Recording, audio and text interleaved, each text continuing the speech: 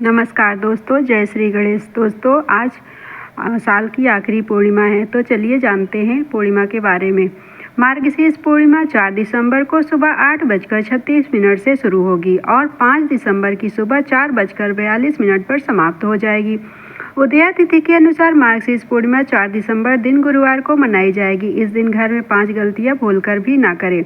4 दिसंबर यानी आज साल की आखिरी पूर्णिमा है या मार्गशीर्ष पूर्णिमा है। इसके बाद पौष का महीना शुरू हो जाएगा। ज्योतिषविदों की माने तो मार्गशीर्ष पूर्णिमा के दिन चंद्रमा अपनी 16 कलाओं से परिपूर्ण होता है। ऐसा माना जाता है कि पूर्णिमा तिथि पर दान, स्नान और पूजा पाठ करने से जीवन में सकारात्मक ऊर्जा का संचार होता है और मनोवांछित फल की प्राप्ति होती है। ज्योतिषविदों का कहना है कि साल की इस आखिरी पूर्णिमा पर हुई गलतियों का फल लोगों को नए साल तक उठाना पड़ सकता है, इसलिए इस पूर्णिमा पर घर में ऐसा कोई काम ना करें। हिंदू पंचांग के अनुसार मार्गशीर्ष पूर्णिमा 4 दिसंबर को सुबह 8:36 से शुरू होगी और 5 दिसंबर की सुबह 4:42 पर समाप्त हो जाएगी। उदया तिथि के अनुसार मार्गशीर्ष पूर्णिमा 4 दिसंबर दिन गुरुवार को मनाई जाएगी। इस दिन दोस्तों तामसिक भोजन नहीं करना चाहिए। साल की इस अंतिम पूर्णिमा पर मांस, मछली, अंडा या तामसिक भोजन का सेवन न करें।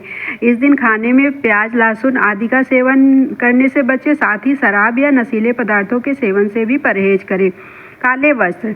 मार्गशीर्ष पूर्णिमा के इस अवसर पर काले रंग के वस्त्र पहनना निषेध माना गया है। कहते हैं कि इससे जीवन में नकारात्मक ऊर्जा का संचार होता है। खासतौर से जो लोग पूजा पाठ या कोई धार्मिक अनुष्ठान करने वाले हैं, उन्हें इस तरह के वस्त्रों को नहीं पहनना चाहिए।